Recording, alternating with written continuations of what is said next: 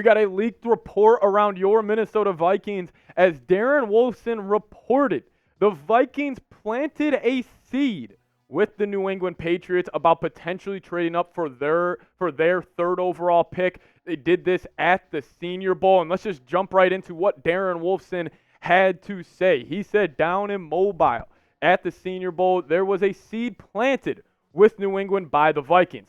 I'm not suggesting that talks have advanced. It was one of those, hey, we'll circle back to you presumably next week at the Combine in Indianapolis, but that some sort of seed was planted in terms of, hey, is there any interest on your front to move off that number 3 overall pick? And I got 3 words for that. Here we go, Vikings fans. We've heard the reports that Kwesi really wants to get his franchise quarterback. Obviously, when they brought in Kirk Cousins, that was with the last regime. That was with the Rick Spielman era.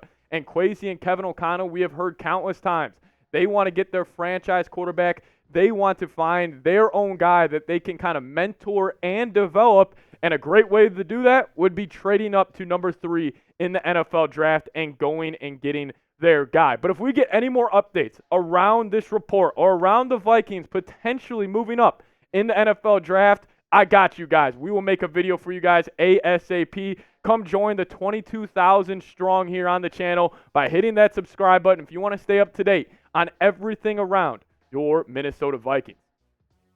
First things first, though. The Vikings, before they decide anything else, whether it's free agency or the draft, you need to make a decision on Kirk Cousins, and then all the other dominoes can start to fall, including extending Jefferson, extending Darisaw, figuring out what you are going to do in free agency. And what I would do, I would offer Kirk Cousins a 2-year, $60 million deal, fully guaranteed. And if he says no, you shake his hand and say, hey, it was great knowing you as the Vikings quarterback. And why would I do this? Why would I offer him a 2 for $60? Because first off, I think Kirk will be willing to take a pay cut with Minnesota. He has came out countless times saying he loves that his family is in Minnesota. He loves how comfortable they feel. And he has even said, I love the weapons we have. Him and Jefferson have a kind of sneaky bromance in the NFL that not a lot of people talk about. So I think Kirk will be willing to do this. But if he wants to go chase money, go to Atlanta. See what they have to offer you. But I really think this would be an offer that Kirk would seriously consider. But let's just say it's not Kirk next season. It's probably going to be one of these 5 quarterbacks starting for the Minnesota Vikings. I do think Caleb Williams and Drake May are out of the realm of possibility just because I don't think the Commanders or the Chicago Bears are going to move off that number 1 or number 2 overall pick. But a guy that could be taken at number 3 overall, if the Vikings do go up and trade for it, could be Jayden Daniels. But besides that, it could be also J.J. McCarthy or Michael Penix. I think those 3 names, Daniels, McCarthy, and Penix, are probably 3 of the more likely options for it to be the next Minnesota Vikings quarterback. But I got to ask you guys this question. Do you need to trade up to get your guy in this year's draft? Like, we've heard the reports that JJ might even go in the top 10, that Daniels could even go, number 2 overall to the Commanders. But couldn't you just sit there at 11 and being like, if JJ falls to us, we're taking him.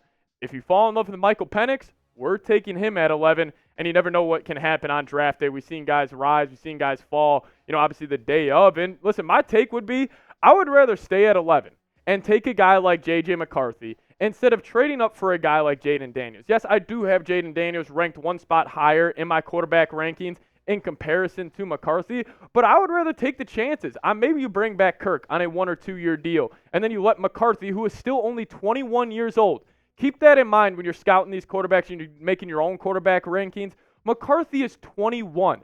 Penix, Daniels, Bo Nix, they're all 23. They're all 2 years older than him. Take McCarthy at 11, let him develop behind Kirk. That would be my dream scenario. And I love the narrative around JJ that, he's a system quarterback, that he was carried by the rest of his team. Check this stat out real quick. This is completion percentage this past season out of scrambles. So outside of the pocket, when the play breaks down, how do these quarterbacks shake out? Look at the top of your screen. J.J. McCarthy at 71.4%. Next up is Bo Nix at 58.6%. Daniels, 46.7%. Caleb Williams, 41.8%. Drake May, 36.8%. And then Michael Penix at 23.2%. And my overall take with this draft class, I understand Williams and May are generational talents. I would trade a haul for either of those guys. I'm talking multiple first-round picks, players, whatever you need to get those 2 in the building. But besides that, there's really not another quarterback that I would trade up for. You guys know I'm a big fan of J.J. McCarthy. You guys know I even love a guy like Jayden Daniels. But I'm not in love with them so much that I would give up future draft capital to move up and get those guys, because I think the Vikings have a lot of other holes on this roster that they need to fill. And I think if you're kind of, if you're trading all that draft capital, it's going to be obviously harder to fill the rest of those needs and rest of those, spots on your roster. So that's my overall take. Whether it's, if it's not Williams or May, I'm not trading up. But coming up next here, I got 5 quarterback free agent options for the Minnesota Vikings, because also, let's just say Kirk goes to Atlanta and the Vikings are sitting there at free agency and saying, even if we do draft a rookie quarterback, we still want to have a guy to kind of be that mentor. I got 5 names coming up here in just a second, but I got to give a big time shout out to my favorite sponsor here on Vikings Now, and that is Game Time. If you guys download the Game Time app and use the code VikingsChat, we'll hook you guys up with $20 off your first purchase. That's VIKINGSCHAT. Use that promo code VikingsChat for $20 off your first purchase. Hey, if you want to go see the Wild play, you want to go see the Timberwolves and Anthony Edwards and the crew go play a basketball game, make sure you guys download Game Time. Use the code VikingsChat. They got a ton of deals. It's the lowest price and best seats guaranteed, no doubt. I love using Game Time. Anytime, we are planning on going to a Stars or Mavs game down here in Dallas, it's the first app I go to on my phone. So use that code VikingsChat to get $20 off your first purchase, because I like you guys so much. I'm going to put that link for you in the comment section and the description of today's show. Download Game Time today. Use that promo code VikingsChat, and I promise you, you guys won't regret it.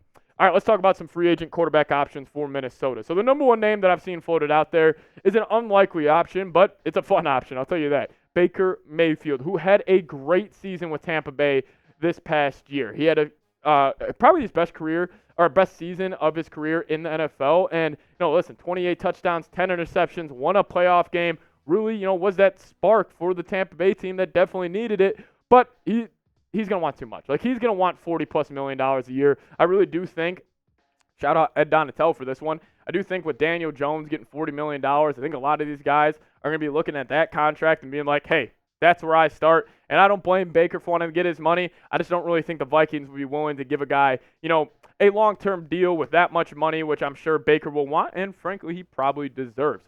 But an option I really like. Let's just say the Vikings don't bring back Kirk, and they want to kind of have a mentor-ish quarterback. This would be my choice. Gardner Minshew, who I am a big, big fan of Minshew. And I thought he was great this past season. Listen, the stats aren't going to blow you away, but he had the Colts fighting for a playoff spot for the whole year, and they almost ended up making it. But he had to fill in for Anthony Richardson when he did go down, and he went for over 3,300 yards, 15 touchdowns, 9 picks. Thought he was really solid, and I think it would be a good mentor quarterback option. This would not be a guy where I think it would be like, oh, we're starting him game 1 through 17 next season. I think it could be something where it's like he starts the first month. Once that rookie quarterback is ready to go, then he comes and steps in. And I think Minshew, with him floating around the league for a good amount, I think he'll be a great mentor for a young quarterback. But speaking about another great mentor and another great choice, in my opinion, Jacoby Brissett, who frankly I think is honestly one of the more underrated quarterbacks in the league, mainly because what he did for the Cleveland Browns back in 2022 when he did have to fill in for Deshaun Watson when he was suspended. He had over 2,600 yards, a 2-to-1 touchdown to interception ratio in 11 games started. He's also one of the best quarterback sneakers in the league, so keep your eyes out on Brissett. I think he'd be another good option as well if the Vikings do try to go towards a cheaper free agent option to be a mentor. This is a fun one right here. Jameis Winston. Jameis Winston, Mr. 30 for 30, 30 touchdowns, 30 interceptions. I put his name on here because, listen, this would be a fun option, guys. Like, this would be also kind of that mentor option, but also a guy that, if you want to see the Vikings throw for 5,000 passing yards this next season, Jefferson may go for 2,000 with Jameis throwing the football to him. Keep your eyes on Jameis. I would be a big fan of bringing him in, but obviously, comes down to price. I'm not going to give Jameis Winston a 3-year, $90 million deal by any means. It would probably be a 1 to 2 year deal. And same thing, like I said, for Brissett and Minshew. It would be that kind of mentor quarterback, for a young for a young QB. Fifth option here, Russell Wilson. And listen, this is an interesting one because the Vikings would only have to pay him the vet minimum if they would bring him in. And Russ actually had a very good year last year. Like, if you look at the stats, he was ranked out as, a borderline top 10 quarterback, very similar to Kirk. But all I have to say is no, and no. I would be absolutely out against getting Russell Wilson in the building, mainly just because of the distraction I think he brings. Listen, he's a celebrity, and his wife's a celebrity, and would Sierra want to come to Minnesota? Probably not. But on Russell Wilson's standpoint, I'm just probably out on that. It would be sweet to bring him in for $1.12 million or whatever it would be, but I would just be out on Russell Wilson. I just don't think it really makes too much sense for this football team. But crystal ball time here on the channel. Who will be quarterback 1 in Minnesota next season? If you had to call it right now, let me know your thoughts down below in the comment section. I'm probably, if I had to bet it, I'm still leaning J.J. McCarthy. I think week 1 it's going to be J.J. under center for the Minnesota Vikings. But hey, if you guys disagree, let me know down below in the comment section. And always, guys, if we get another update around the Vikes trading up in the draft, we got a video for you guys. So hit that subscribe button. We'll see you guys next time. Skol Vikes.